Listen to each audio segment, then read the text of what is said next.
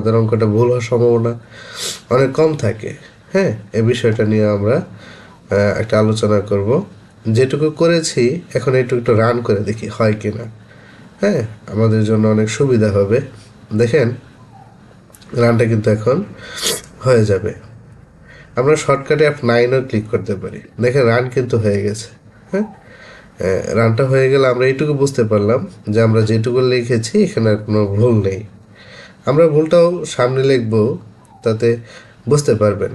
এখন হচ্ছে প্রিন্টএফ, আমরা বন্ধনীর ভিতরে যে কোনো ওয়ার্ড লিখতে পারি। এটা হচ্ছে কমন আনকমন কোনো বিষয় না।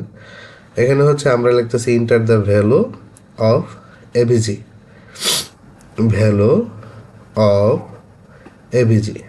ওকে, এখানে কিন্তু সেমিকোলন দিই নেই। দেখেন আমি যদি রান করি এই ভুলটা কিন্তু আমার এখনই শো করবে। হ্যাঁ, দেখেন সাথে সাথে শো করবে। দেখেন রেড কালার দিয়ে 5 নম্বর স্টেপে